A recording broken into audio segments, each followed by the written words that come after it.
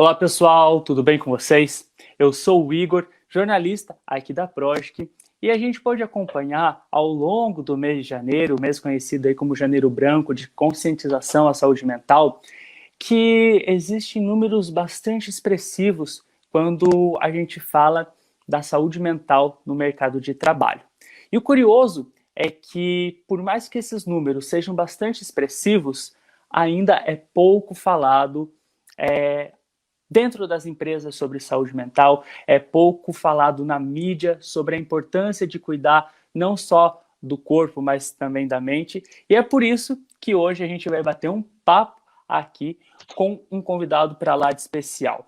Ele é psicólogo da plataforma Terapia Cognitiva Online, no YouTube e no Instagram, psicólogo, atua aí também com atendimentos online, enfim, ele tem uma série de materiais e coisas na internet, conteúdos na internet que a gente vai descobrir ao longo da nossa conversa, mas de antemão seja muito bem-vindo, Diego Falco. Muito obrigado, né, novamente aí pelo convite, né, e como eu disse, como eu falo, muito importante esse projeto, né, essa questão de conseguir divulgar a saúde mental para as pessoas, justamente nesse mês, né, de janeiro, onde é especialmente aí, onde a gente fala sobre isso, e ainda mais depois de um ano tão difícil, né, que a gente teve aí agora que a gente passou. Então, é verdade. Muito obrigado pelo convite. Imagina, 2020 realmente veio aí para provar que ninguém tá ileso e que tá todo mundo, como que a gente pode dizer, tá todo mundo passando pela mesma tempestade, só que em barcos diferentes, como se popularizou muito, né, esse ditado nas redes sociais. Porque uns têm uns preparo a mais para lidar com imprevistos e com ansiedade, e outras pessoas nem tanto. Eu abri essa entrevista comentando dos números expressivos relacionados à saúde mental no mercado de trabalho, e ao longo da série Sessão Terapia, que nós lançamos no blog da Projic, que é o endomarketing.tv, alguns números me trouxeram e me chamaram muita atenção de como, por exemplo, o Brasil ser o país com mais pessoas ansiosas do mundo, segundo dados da OMS, e que 9% dos brasileiros eles sofrem ou já sofreram com doenças relacionadas aí à mente, o que é muito expressivo e pouco falado. Eu queria começar essa nossa conversa, Diego, perguntando para você se existe uma tese, uma explicação para que explique mesmo o porquê das doenças relacionadas à mente serem consideradas o mal do século. Isso é uma coisa, acredito bem, que tem relação com a própria sociedade, né? Que vai mudando, né? A nossa sociedade vai mudando. Nós vamos nos tornando aí pessoas mais sozinhas, quando a partir do momento que a gente está mais sozinho, né? Porque a gente fica mais presos, né? Com a nossa rede social, com o nosso celular, com as nossas coisas, ao mesmo tempo que a gente está conectado com outras pessoas, né? Então passa uma falsa questão de conexão, né? Então eu estou vendo a rede social de todo mundo, eu estou tendo essa conexão e tudo mais, mas isso não é verdade, né? Porque, como eu disse, é uma falsa conexão, é uma edição da vida da pessoa também, quando ela posta lá no Instagram, por exemplo, né? E isso traz pra gente, né, uma ideia de como o mundo é, e isso então, o mundo do outro é um mundo ideal, é um mundo perfeito, tudo mais, e aí quando a gente compara com a nossa realidade, a gente leva um soco na cara da vida, assim, né, mostrando como que a vida é bem diferente do que a gente olha por aí, né. Só que a gente não pensa assim, na verdade é um exagero, né? A gente pensa que é um problema com a gente. Então a gente tem realmente mais ansiedade, a gente trata uma coisa de trazer como se nós fôssemos incapazes de termos, então, uma vida melhor. Eu sou incapaz de atingir aquilo, né, aquela aparência, aquele objeto, enfim, aquela conquista do outro e tudo mais. Então, essa questão mesmo da sociedade, a mudança da sociedade, o uso das redes sociais, essa questão de a gente estar cada vez mais distante socialmente, de se encontrar menos com as pessoas, de ter mais contato, de perguntar, poxa, como você está hoje, né? Como você passou, como está a sua vida, né? A gente perdeu muito disso. A gente vai e se encontra com as pessoas e se importa muito mais, às vezes, de ficar no celular ou de perguntar de coisas mais banais, de coisas que não são tão significativas, né, importantes. Então ninguém mais se importa tanto com o outro, então foi perdendo, a gente está muito mais individualista, né? Quero curtir a minha vida, quero ter as minhas coisas, ponto final. Então é uma coisa muito mais da sociedade atual, pelo menos, uma das teorias, assim, que a gente pode dizer, né? É muito engraçado a gente associar a individualidade, a solidão de hoje em dia, justamente em um mundo conectado virtualmente, né? Sim. A ideia de que a tecnologia veio aí para ajudar o homem realmente ajuda em vários processos, Certo. mas ao mesmo tempo criou aquela sensação de aldeia global, de que todo mundo precisa seguir um padrão, todo mundo precisa seguir um estereótipo, todo mundo precisa ser produtivo, principalmente nessa quarentena, a gente viu bastante nas redes sociais, né? Essa figura do profissional super-herói que não se abala com nada e que mesmo diante de todo o caos consegue produzir 3, 4, 5 vezes mais, o que causa frustração em muitas pessoas, né? Correto. Existem alguns fatores específicos que levam o ser humano a desenvolverem transtornos mentais? O primeiro fator, né, que nós pensamos, que a gente sempre cogita, né, é justamente genética mesmo, né, hereditabilidade, assim, né, hereditariedade, né, pode ser tanto numa questão realmente de genes, né, algumas pesquisas, assim, elas estão começando a identificar genes específicos que estão relacionados com transtornos mais de depressão, transtornos específicos, assim, ao mesmo tempo que o fator também de, vamos supor, um pai tem às vezes uma ansiedade, o pai tem uma depressão, coisas assim, o próprio comportamento desse pai, o próprio convívio com isso atrapalha também, isso ajuda na formação do que a gente chama das nossas crenças, né? Nossas crenças centrais, que a gente fala na minha linha de terapia, né, na TCC, que é nossas crenças sobre nós mesmos, sobre o mundo, sobre os outros e sobre o futuro. Então, essa questão da família tem tanto a questão genética, que pode influenciar, como também nessa questão do comportamento, nessa formação de como nós vemos o mundo, como nós vemos nós mesmos, como nós vemos o futuro. E isso, querendo ou não, quando a gente está exposto às várias situações da nossa vida, essas crenças aí, elas ficam ali esperando, elas funcionam como uma espécie de filtro, onde as experiências que nós temos, então elas são alteradas, digamos assim, por elas, e aí isso vai a gente lida de uma maneira, né? E aí, com a nossa baixa capacidade, às vezes, de resolução de problemas, que às vezes são por conta dessas crenças também, essa baixa intolerância à frustração também, né? Como você mesmo coloca, essa frustração que a gente sente, tudo gerado por essas crenças, isso aumenta aí significativamente a probabilidade da pessoa acabar desenvolvendo, né, um transtorno mental e até mesmo mantendo o seu transtorno mental, né, porque às vezes ela tem alguns comportamentos, que a gente chama de comportamento de segurança, que ela acha que, na verdade, protege ela, mas na verdade acaba piorando ou mantendo ela naquele problema. Interessante. E uma dúvida que eu tenho aqui é em relação ao termo usado. Existe o termo correto de doença mental ou transtorno mental? Qual que é a diferença desses dois? Ou essas duas colocações servem para falar a mesma coisa?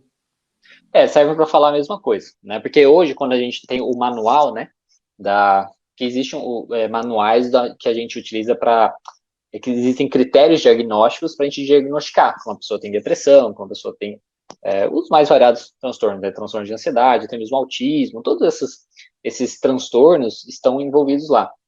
E aí a tradução, né, americano, né, esse manual, né, que é o DSM-5, é disorder lá, né? E aí a tradução aqui veio transtornos, né? Então a gente usa transtorno, então transtorno de depressão maior, transtorno de ansiedade social, enfim, transtorno de personalidade e tal. Então doença seria uma coisa mais é considerado uma doença, correta? Porque quando a gente fala de doença a gente está falando de saúde, né? Então saúde física, saúde mental e tudo mais. Mas seria um termo mais comum, né? Digamos assim. E aí na verdade, pode usar qualquer um, né? Excelente. Que às vezes a pessoa pode falar doença, às vezes achar que é pior, né? Tipo, só para garantir aí que durante a nossa conversa eu não acabe usando nenhum termo errado. E, Diego, você sabe que há algum tempo já, um colega de trabalho comentou comigo que a nossa personalidade ela é moldada de acordo com as 3 pessoas que a gente mais convive na nossa vida, ou nas fases da nossa vida. E é engraçado porque eu parei para analisar e percebi que eu convivo muito mais com os meus colegas de trabalho do que com os meus familiares e amigos. Isso porque, né, já saiu pesquisas aí falando de que 1/3 do nosso dia a gente passa justamente trabalhando. E é justamente nesse ponto que eu quero entrar com você, sobre o ambiente de trabalho e as pessoas com que a gente convive diariamente aí nesse âmbito profissional. Saiu uma pesquisa no portal Exame falando que 33 milhões de brasileiros sofrem com esgotamento profissional. E isso vem muito pelos seus relacionamentos abusivos dentro do trabalho, suas interações com os chefes, com a pressão de sempre entregar o melhor, de produzir, etc, etc, etc. Aí a minha pergunta que eu quero fazer para ti é: quais são os exemplos de ambientes de trabalho que são prejudiciais à saúde mental? Porque a gente sabe que existe, como você mencionou aí no começo dessa conversa, que existe, claro, aquele histórico das doenças mentais virem por parte de família, mas também o estresse, quando não cuidado, porque o estresse é uma emoção, é um sentimento normal que todo ser humano precisa ter, e até saudável ele ter às vezes. Mas quando isso começa a ficar muito repetitivo e começa a tomar conta e ter uma proporção muito maior, a ponto de você não conseguir mais controlar, ela já está avançando aí para problemas relacionados à mente. Então, quais são alguns exemplos práticos de ambientes de trabalho que não são bacanas para a saúde mental? E eu acho que vale ressaltar aqui também que quando a gente fala de ambiente corporativo, ambiente saudável, vai muito além daquela visão que as pessoas têm de que um ambiente bacana e saudável para a mente é aquele ambiente com uma decoração legal, com uma plantinha bacana. Vai muito além disso, né? Sim, não, com certeza. Mas isso até ajuda, né? Um pouco, mas sim, vai além disso. Né? Uma coisa até, uma analogia, né, que eu usei um tempo atrás, quando eu fiz até mesmo um conteúdo sobre burnout, né? É bem a questão assim, né? Tipo, a pessoa pode ter, como eu disse, a questão das crenças, né? Crenças bem disfuncionais, uma baixa capacidade de enfrentar, né? De lidar com os problemas e tudo mais. E aí, quando ela sofre, então, as coisas, por exemplo, do trabalho, do dia a dia dela, aquilo ajuda ela a desenvolver, ou seja, um burnout ou outro transtorno mental. Ao mesmo tempo, às vezes a pessoa tem crenças positivas, né, funcionais, ela tá tudo ok, só que o excesso do trabalho, o excesso da carga negativa dela estar exposta naquela situação, né, igual a gente pode dizer, até mesmo, sei lá, transtorno de estresse pós-traumático, né, uma pessoa que vive coisas assim constantemente, vendo coisas pesadas e tudo mais, aquilo pode eventualmente causar alguma coisa, né, e então o trabalho também, né, então a pessoa pode ter uma baixa capacidade de resolução de problemas e aquilo atrapalhar, ou simplesmente o ambiente ser ruim, né, e o ambiente, assim, o pior, né, acaba sendo justamente, eu acho que a falta de comunicação, às vezes, né, na questão de não conseguir comunicar, não necessariamente a falta, mas a dificuldade de comunicar exatamente o que você espera, né, da pessoa, o excesso de funções, isso também eu acho que acaba trabalhando, porque, querendo ou não, a nossa atenção não é aquelas coisas hoje em dia, né, e quando a gente tem essa questão de ter funções diferentes, a gente não consegue focar, ai meu Deus, o que eu vou fazer hoje e tal, isso gera um estresse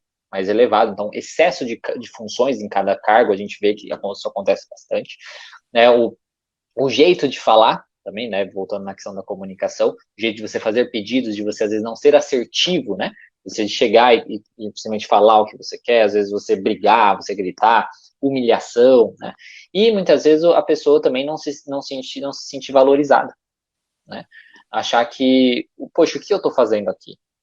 Eu estou ajudando o mundo de alguma maneira, tá tendo algum benefício, né, esse meu trabalho? Será que se eu não tivesse aqui, traria alguma diferença? Então, essas coisas, né, a falta de reconhecimento, a falta do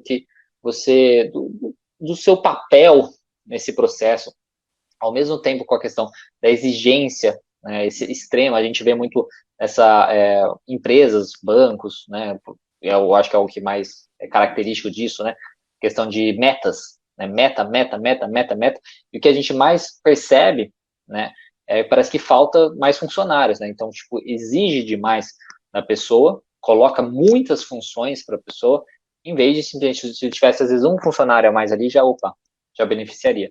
Então, a carga excessiva de trabalho, ou funções muito variadas, o jeito de falar, então às vezes humilhação, tudo mais, isso é um fator também muito significativo. E essa questão da falta de reconhecimento também da pessoa, às vezes, não sentir que, poxa, o que eu faço aqui? Qual que é a minha diferença nessa empresa, no mundo? Será que eu estou fazendo alguma coisa? Isso também pode gerar um estresse desnecessário e até mesmo um transtorno mental mais sério. Interessante.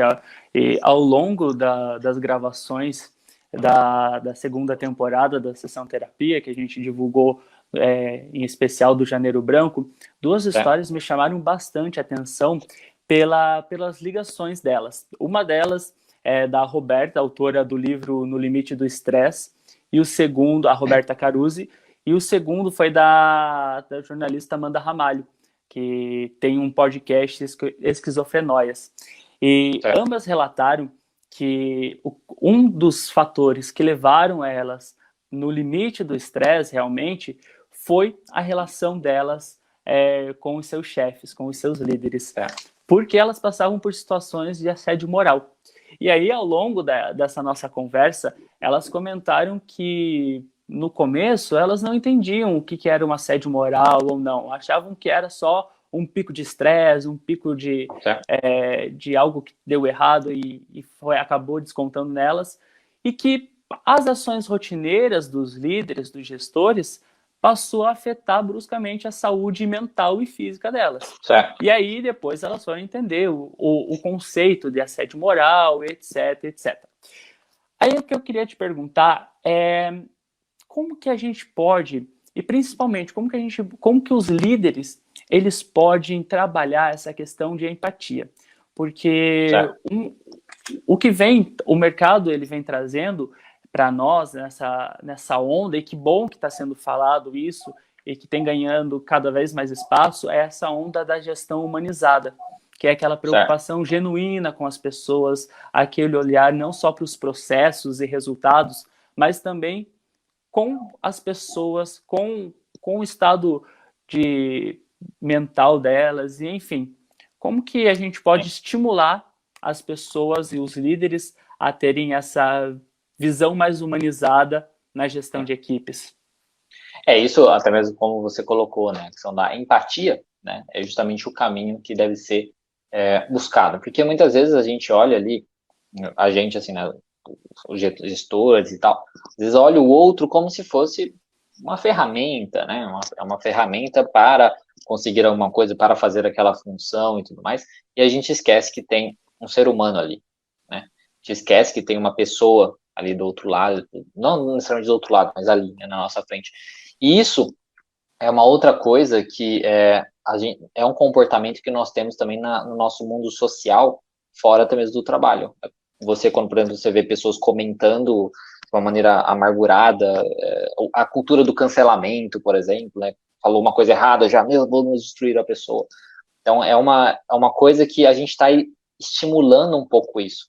A questão da empatia, na verdade, está se perdendo bastante, até mesmo no nosso mundo social, na nossa vida pessoal, e isso atrapalha até mesmo na vida profissional, né? Então, uma das coisas seria justamente um treino de entender com um todo, porque é muito mais fácil a gente mudar como um todo do que você mudar, vou mudar só aqui no trabalho, né?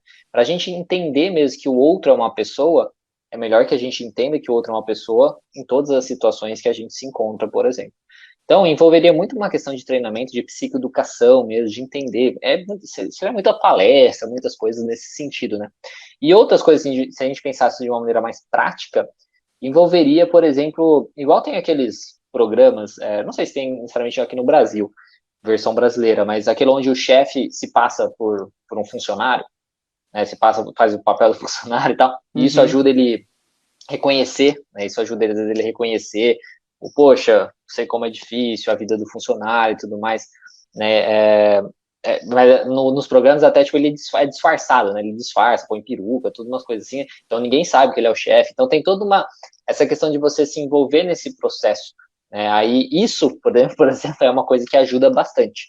E aí é desenvolver algumas dinâmicas, coisas nesse sentido, às vezes um processo de ter uma coisas anônimas, talvez, né, mas daí teria que ser realmente anônimo, né? Uma coisa onde você poderia entender o que os funcionários estão pensando, como é a vida desses funcionários, quais são os medos deles, quais são as preocupações deles, para tentar realmente humanizar esse funcionário, né, humanizar isso, trazer essa empatia. E por um outro lado também, porque se às vezes, além de focar nessa questão da empatia, de ver as pessoas como pessoas, né, como seres humanos, envolveria também, até mesmo pensando na questão de faturamento, de tentar trabalhar na ideia de, poxa, olha essas outras empresas que tratam as pessoas bem, né, que tratam as pessoas bem, dão uma qualidade de vida, e olha como isso beneficiou a empresa. Né?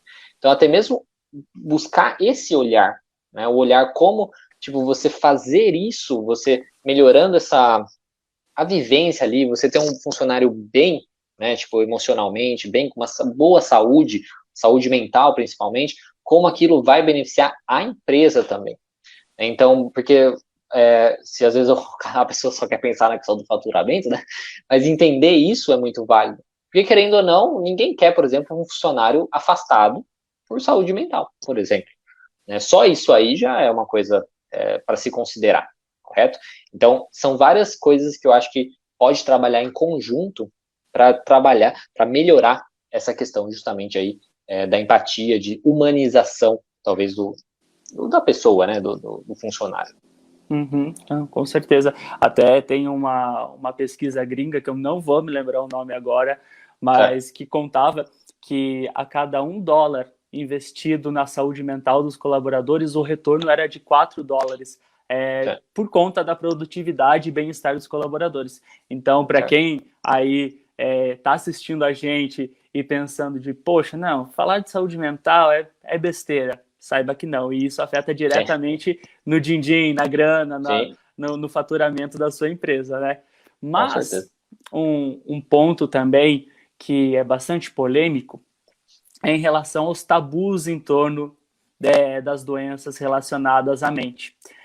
Certo. É muito comum a gente ouvir quem está passando por uma depressão, por exemplo, de que isso aí é frescura, ou então isso Certo. aí é falta de uma pia cheia de louça para lavar, ou então Certo. quem sofre de ansiedade, ou enfim, qualquer outra doença ou transtorno relacionado à mente, a gente ouve muito preconceito em torno disso, Certo. justamente pela falta de conhecimento.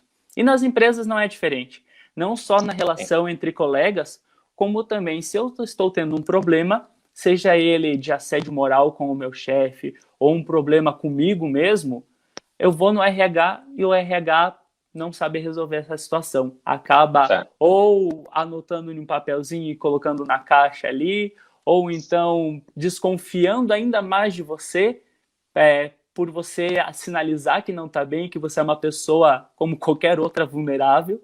E, Sim. enfim, eu queria uma orientação sua, uma visão sua como profissional da psicologia, de como a gente que não passa por transtornos mentais, como que a gente pode gerar essa empatia e como que as empresas, principalmente os setores responsáveis por pessoas, como o RH, como que eles podem lidar com esse assunto dentro do ambiente corporativo. Certo. Isso é uma questão bem delicada mesmo, né? Porque tem um preconceito mesmo. Isso vai até mesmo na questão do próprio profissional, por exemplo, profissional como psicólogo, psiquiatra, as pessoas realmente ainda têm esse preconceito, né, também, né, quando se fala psicólogo, você poderia ir no psicólogo, eu não tô louco, né, sempre tem essas falas assim, né? Então, é uma questão que isso existe há muito tempo, e eu acredito que o trabalho, né, para mudar esse processo é justamente a divulgação, né? É a divulgação através de redes sociais. Isso eu brigo até com isso, assim, brigo assim, divulgando, né, quando eu falo, que eu acho que acredito que é a função dos psicólogos mesmo, tá, do próprio conselho de psicologia, o conselho de medicina, todas essas questões, de divulgar mais sobre isso, né, de permitir que os profissionais também divulguem mais sobre isso, dessa questão para tirar justamente esse estigma e tudo mais, de estar mais presentes nessas coisas. E até mesmo porque, se eu não me engano, nas empresas, eu posso estar bem enganado, mas se eu não me engano, nas empresas, eles precisam ter, por exemplo, um psicólogo, se eu não me engano, quando passa num número de funcionários a empresa, mas muitas não têm, né? Elas, às vezes, contratam um psicólogo lá como analista de RH, né, tipo, mas só, tipo, não funciona necessariamente como um processo de psicólogo lá para poder trabalhar com os funcionários e tudo mais. Então, essa questão da divulgação, essa questão de psicoeducação sobre tudo isso, infelizmente é o único caminho, né, porque, novamente, seria mudar uma coisa muito, é um preconceito mesmo, né, mudar uma coisa muito de dentro da pessoa, e a pessoa precisa estar disposta para mudar.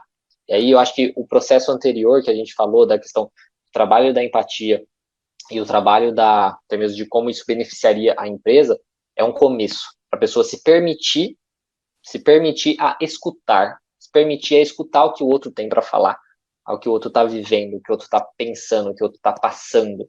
E aí ter essa empatia maior, aí isso pode ajudar justamente nesse pré-conceito, né, para a gente conseguir lidar melhor com isso. E uma das indicações é justamente, às vezes, isso, ter um profissional adequado nas empresas, né, tipo um psicólogo, possivelmente, para conversar, que algumas empresas têm, né, tipo, eu fui conversar com um psicólogo, igual tem em faculdade, às vezes tem alunos que estão passando por dificuldades e tal, eles vão conversar com um psicólogo da faculdade e tudo mais, né, então é uma coisa que seria muito indicado também. E é muito doido você parar para pensar que existe tanto tabu em torno desse assunto e que Sim. isso vem de uma formação histórica, né? Desde a Idade Média, quem Certo. sofria com questões de transtornos mentais era considerado como bruxo, como algo que não é Certo. de Deus, ou louco, perigoso. Certo. E é tão doido ver que isso foi passando de geração a geração, a ponto da gente estar no século XXI e ainda ter esse preconceito. E como você mesmo falou de, tipo, por exemplo, a ansiedade. O país que mais tem. Então, assim, é um número enorme de pessoas, mas mesmo assim a gente tem medo de expor isso. Às vezes a pessoa que é preconceituosa, na verdade, ela também faz uso de medicação, também faz terapia, mas não quer falar. É uma coisa bem, meio estranho, meio bizarro mesmo. Né? E é justamente isso, porque às vezes eu tenho esse preconceito de taxar como louco ou como surtado quem tem problemas de saúde mental, a ponto de não reconhecer que eu também estou passando por uma crise Sim. de ansiedade, por uma aflição, por um nível de estresse elevado. Sim. E aí a pergunta que eu quero te fazer é justamente em relação a isso. Qual é o momento que eu devo me atentar aos sinais? Quais são esses sinais aí de que a mente ela tá precisando da nossa ajuda e da nossa atenção? Certo. Os sinais, assim, principais, né? Porque, assim, ansiedade, tristeza, raiva, enfim, todas as emoções que a gente pode considerar negativas, né? Elas são normais, né? Todo mundo tem, todo mundo vai sentir. Não existe. Eu falo isso bastante para os pacientes, às vezes, quando eles estão muito assim, nervosos com a questão da ansiedade, por exemplo. Não quero sentir mais ansiedade, né? Eu quero eliminar isso. Isso não existe, né? Não vai acontecer, é impossível, porque faz parte da nossa vida. Só se for um ser que não tem emoções, né? Então, não dá certo. Então, a questão que essas emoções, ansiedade, tristeza e tudo mais, todo mundo tem. Faz parte da nossa vida. Como eu até falo para alguns pacientes que às vezes querem eliminar a ansiedade, falam, não, isso não vai existir, não tem como isso acontecer. A gente pode controlar, a gente pode aprender a lidar melhor com essa ansiedade e tudo mais. Então, primeiramente, a primeira coisa, a gente precisa entender que é normal. Então, você sentir uma ansiedade, um dia você tá um pouco mais ansioso e tudo mais, ok, não tem problema nenhum. Você ficar mais triste também porque aconteceu algum evento que te deixou muito triste, muito para baixo, ficou lá um dia inteiro, ai meu Deus, pensativo e tudo mais, também não tem problema nenhum. Isso não quer dizer que você tá com uma pessoa, tá com depressão, por exemplo. Então a primeira coisa é isso, é entender que é normal muitas dessas emoções, tá? Porque também não ficar, porque às vezes a gente fica pensando que a gente tem alguma coisa e isso aí piora tudo, né? Então essa é a primeira coisa. Depois, para a gente perceber que a gente talvez seja interessante a gente buscar uma ajuda, né, que pode ser um alerta, é se a gente está tendo um sofrimento significativo, ou seja, isso está se mantendo por uns dias já, né? Então, poxa, eu tô triste, mas eu tô triste já faz uma semana que eu tô triste, eu não consigo sair disso e tudo mais. estou ansioso também com muitas situações, né? Então, é um sofrimento muito significativo, vai além, né, da uma normalidade, dá para perceber assim, né? Porque todo mundo sente ansiedade, aqui vira ali e tal. Ao mesmo tempo que você tem prejuízos. Então, poxa, você está tão triste que você não consegue levantar da cama. E você é difícil levantar da cama, você não consegue fazer suas tarefas, você não consegue seguir com as suas responsabilidades, você não consegue, às vezes, nem tomar banho, você não consegue fazer as coisas que você deveria fazer, ou é muito difícil fazer essas coisas, você não tem mais prazer nas coisas. E a ansiedade, no caso, você evita as coisas, você evita fazer as coisas por medo de ter ansiedade, e isso também pode te gerar prejuízo. Então, essas duas coisas, sofrimento significativo e prejuízos significativos, você está tendo algum prejuízo em qualquer área da sua vida, pessoalmente, social, familiar, relacionamentos, isso é um alerta que, poxa, talvez eu precise de ajuda, porque eu não estou sabendo lidar com a situação.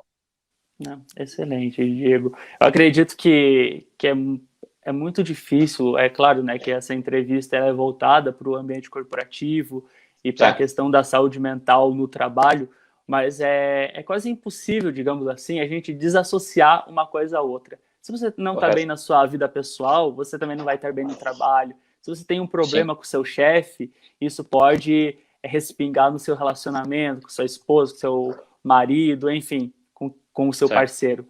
E dentro disso eu queria trazer aí, caminhando aí para o final do nosso bate-papo, qual o conselho para você que você divide com as pessoas em relação à saúde mental e o cuidado que elas precisam ter com a mente?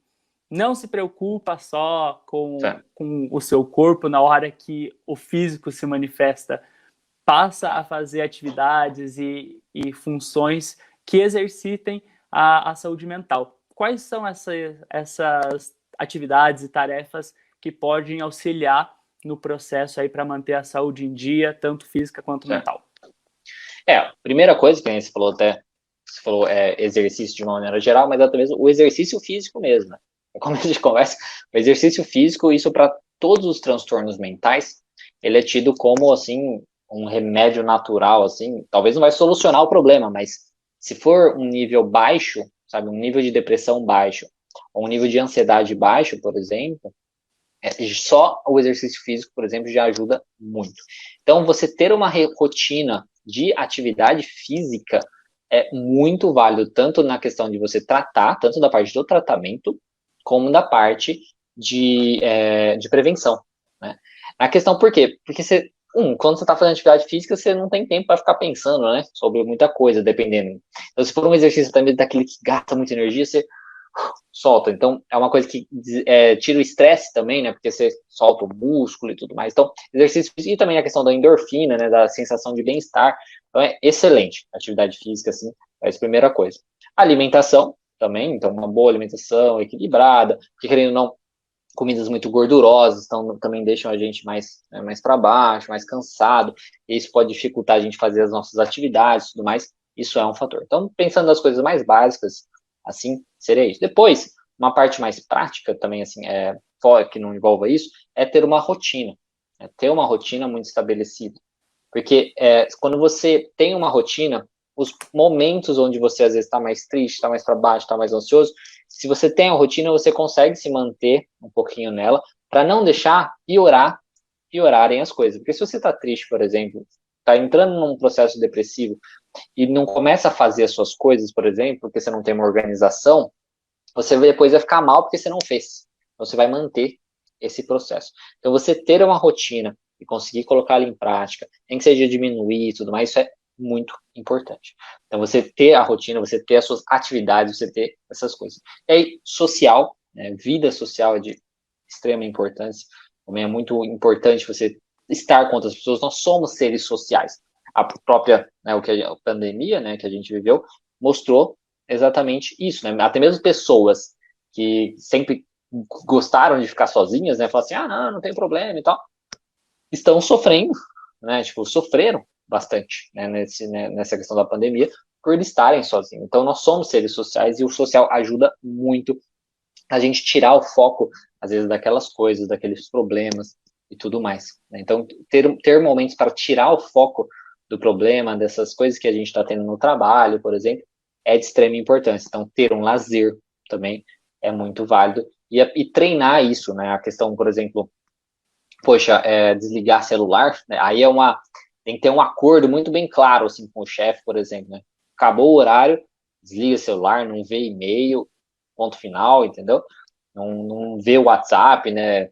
Final de semana, jamais, para justamente ter a sua paz. Você precisa recarregar a sua energia, e isso vai ajudar, todas essas coisas ajudam muito nessa questão de você ter mais energia e de você ter mais preparo, justamente para você lidar com os problemas quando eles aparecerem, porque querendo ou não, vão aparecer, né? É normal na vida, eventualmente, ter algum problema assim que seja mais significativo, né? Então, são maneiras aí, algumas dicas, algumas orientações que a gente pode fazer de uma maneira mais natural. E tudo isso que eu falei, você vê, é uma coisa tranquila, né? Não é nada...